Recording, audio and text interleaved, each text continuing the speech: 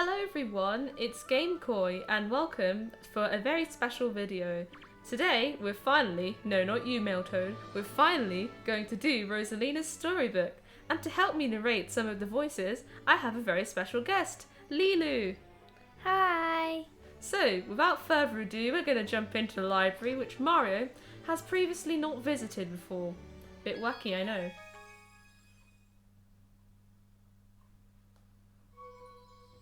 Ooh. Look at Rosalina. Yeah. She's opening the book. Alright, let's go. Chapter 1, The Celestial Duo. You ready, leel0oo? Yeah. Cool. Our story begins a very, very long time ago with a young girl. One day, this girl spotted a rusted spaceship holding a small star child. What's your name? Are you lost? The girl asked the star child. I'm Luma and I'm waiting for Mama.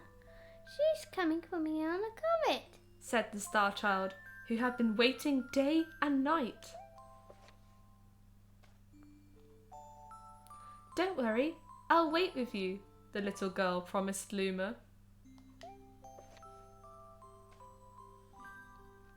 At nightfall, the little girl borrowed her father's telescope and peered into the sky. She looked and looked, but she saw nothing. Hours turned into days and then years, but still the sky revealed nothing. Finally, the little girl sighed and said to Luma, "If we stay here looking much longer, I'll be an old lady soon." But then she had an idea. Ooh. Why don't we go out there and find your mother ourselves?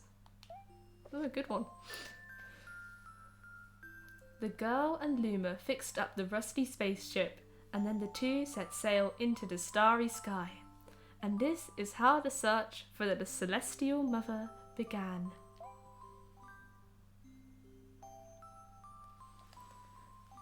Alright, chapter 2, Starbits. You like Starbits, don't you? Yeah. Tasty. Alright, let's go. Days passed with no sight of the comet or even a single planet. Instead, asteroids extended for as far as the eye could see. If I had known it was going to take this long, I would have packed more jam, said the little girl, above the rumble of her belly.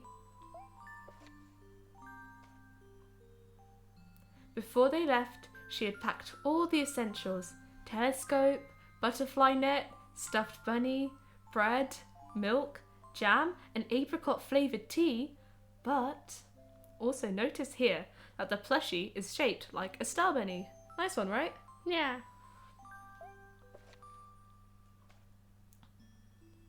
I forgot to bring water! At this, Luma burst into gales of laughter, and the girl began to pout. As long as I have Starbits, I'll be fine, Said Luma. Want some? The little girl couldn't stay mad after hearing this. Luma continued to laugh, and the girl couldn't help but join in. All right, maybe just a nibble. Leaning far out of the ship, the pair began to collect starbits with the girl's net. They almost fell out a few times, but they kept on collecting. The starbits tasted like honey.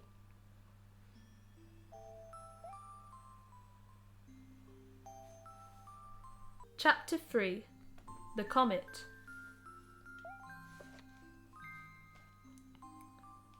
A beam of light pierced through the ship's window.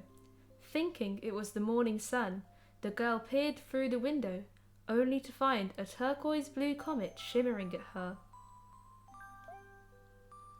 The little girl shook the sleeping Luma awake and shouted excitedly, "We have to get to that comet!"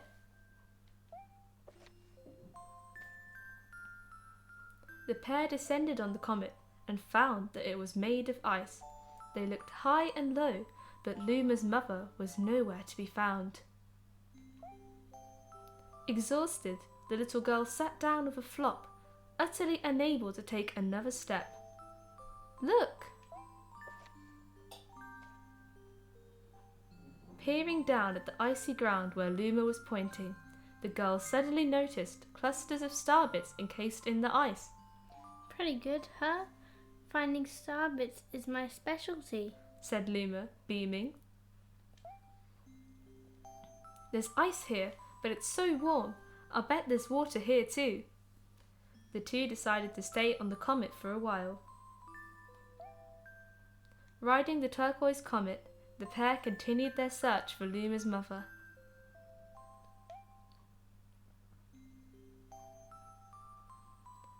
Chapter 4.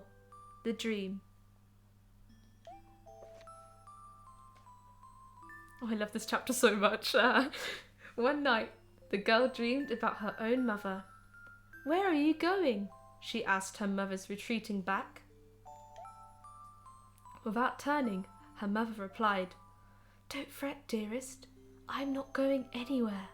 I'm always watching over you like the sun in the day and the moon in the night." A wave of sadness washed over the girl. "What about when it rains and I can't see the sun or the moon?" Her mother thought for a moment before responding.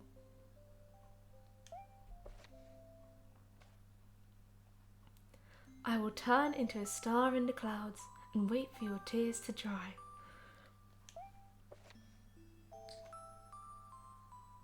When she awoke, the girl's face was damp with tears. "You have starbits in your eyes," said Luma to the girl. Wiping her face, the girl replied, "These are tears, not starbits. I'm crying because I'll never see my mother ever again." At this, Luma began to cry too. "Mama, oh mama, where?"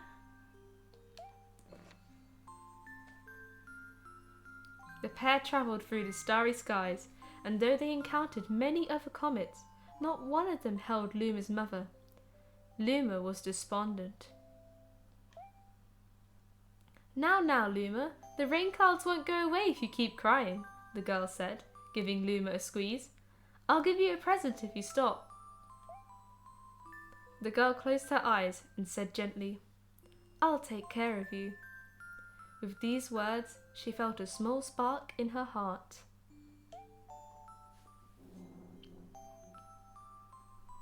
Chapter 5. Home.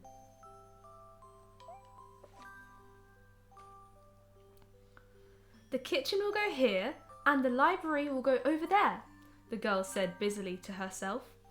"We'll put the gate here." Ever since the girl took Luma under her care, she'd been bustling about at a feverish pace. It's a lot of work, but it's worth it to make a happy home. It turned out that starbits weren't the only things buried in the ice. There were tools and furniture unlike any they had ever seen, and the girl used them to build a home.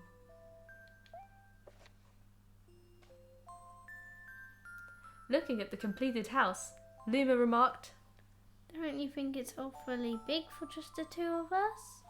With a library, bedroom, kitchen, fountain, and gate, it was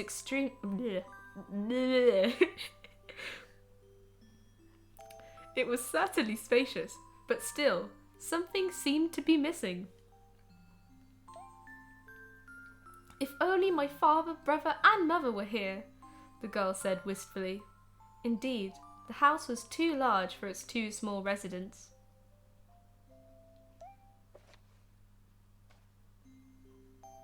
That night, clutching her favourite stuffed bunny close to her heart, the girl fell asleep in the starship.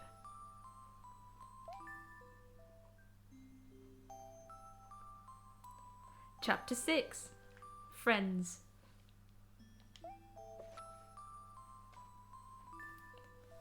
Then one day, while the girl sat sipping tea, a tiny apricot-coloured planet appeared on the horizon. From the planet, another luma of the same colour emerged. Do you two know each other? The girl asked the two lumas gleefully. Despite the girl's excitement, they seemed uneasy. The two lumas neither drew closer nor backed away from each other. Instead, they just stared. Then one luma broke the silence. My mama. At once, the apricot luma parroted back. My mama, my mama. My mama, my mama. The two lumas began to dance around the girl frantically, and neither showed any sign of stopping. The girl was so charmed by this adorable scene that she couldn't help but laugh. And that's when something very strange happened. Suddenly, more lumas began to pop out from the apricot planet. They were different colours, but they all shouted the same thing. My mama, my mama. The sight of all the shouting lumas only made the girl laugh harder. What am I going to do with all these children? The lumas just stared blankly as she tumbled over laughing. I guess we'll have to name each and every one of you. Tomorrow, once she had finished naming them all, she would begin moving all the lumas into the new house.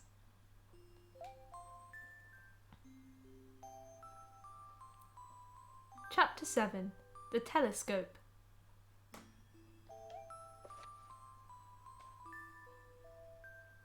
After seeing their 100th comet, a sudden thought popped into the girl's head.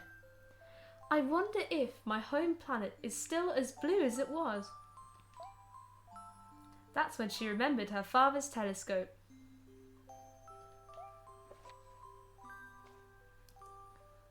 Peeking into the telescope, a tiny blue dot floated into sight. It was smaller than a starbit. How strange! It's so far away, but it feels so close.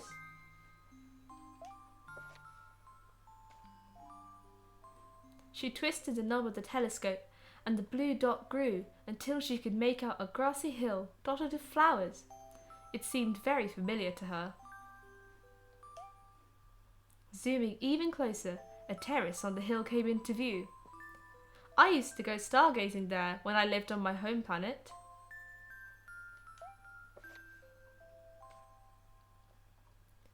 She remembered rubbing the sleep out of her eyes as she followed her father up that hill to look at the stars. Well, this is where it's going to get sad, isn't it, Lilu? Yeah. Alright. I'm going to try not to cry now, guys. She remembered how she and her brother would sled down that hill.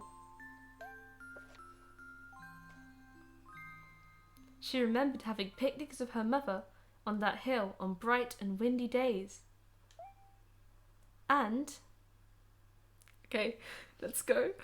Oh, here we go. I want to go home. I want to go home right now. The girl burst into tears, and the lumas didn't know what to do. I want to go home. I want to go back to my house by the hill. I want to see my mother. The girl was shouting now, her face wet with tears. But I know she's not there. I knew all along that she wasn't out there in the sky. Because...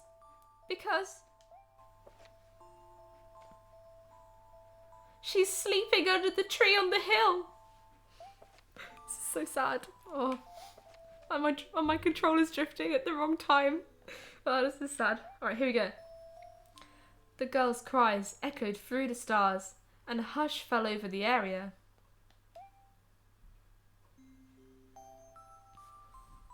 Chapter 8.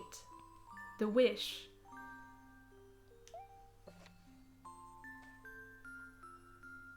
Though usually quite cheery, one day the girl became sad again. Luma drew close and tried to comfort her. Mama, you still have me.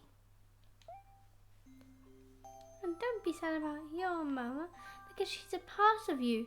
That means she's always close by. It's like me. I love star bits because they remind me of my mama. No, no, the girl said, unable to stop the tears.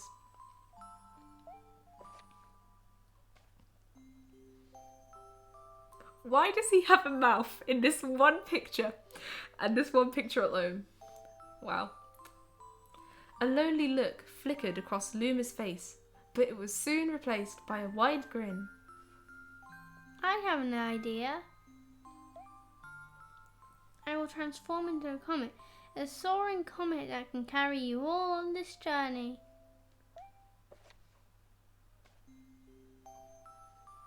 With that, Luma, trailing bands of white, soared high into the sky and just as quickly started to plummet back down.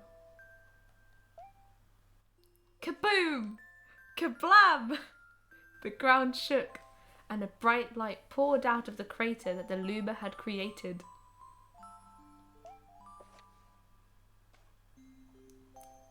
The bands of light twisted together to form a comet tail.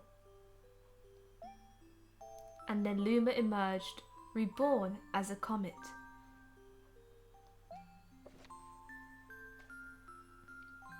The girl could scarcely believe her eyes. But how? She kept asking. Our destiny as Lumas is to transform into different things, said a red Luma who suddenly appeared. Stars, comets, planets. We can become all of these things. When I grow up, I want to become a star that makes someone special smile, said a green Luma. I love green Luma. Green Luma is my favourite, hands down. Like, becoming a star that makes someone special smile, that's where it's at. I love green Luma. Alright, on with the story. A blue Luma chimed in. That Luma turned into a real cutie of a comet, didn't he? Oh, go blue Luma, yes. I love the Lumas so much. Alright. All of the Lumas together said, No more crying, Mama. Look at them all there. There's a whole army of them. There's tons of them. Look at them go. So cute. Thank you, said the girl in a whisper, and she pulled the Lumas close and hugged them. She's only hugging about 2 in the picture. Ah well. From that day on, starbits no longer fell from the girl's eyes. Are you meaning to tell me she never cried again, like ever? Wow, good for her. She's living, let's go. The comet set forth for the girl's home planet, its long tail blazing proudly behind it.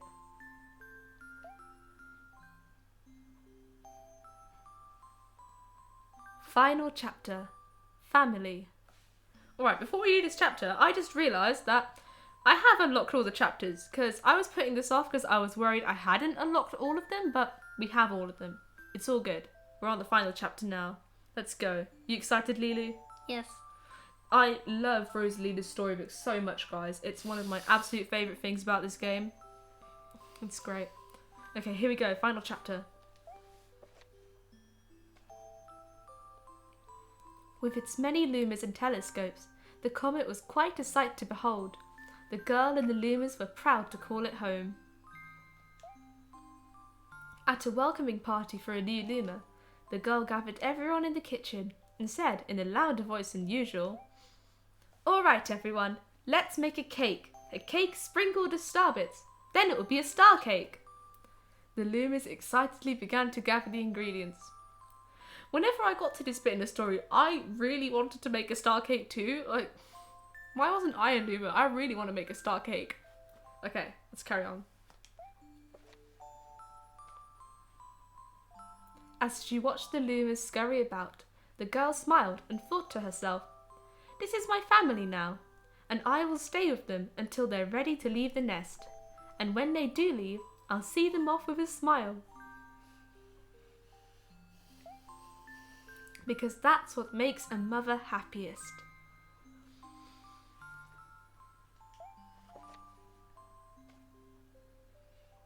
That night, when the girl lay down to sleep, A soft light enveloped her and reminded her of the blue planet she once called home. But it would be nice to return home once every 100 years to nap in my favourite sleeping nook. Same, Rosalina, same. I mean, she writes an epic autobiography and she wants to return to her favourite sleeping nook. Nook, yes. Yeah, that's where it's at.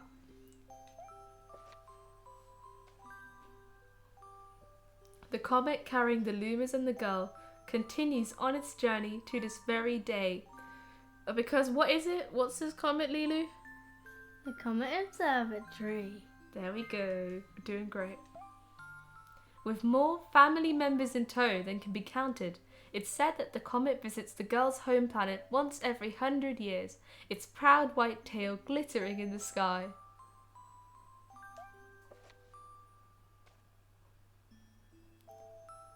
The end.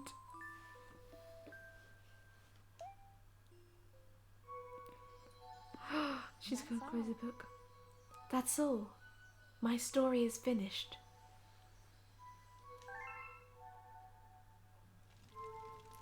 And there we have it. We did Rosalina's storybook, eventually. I hope you all enjoyed it. I know Lilo and I certainly did.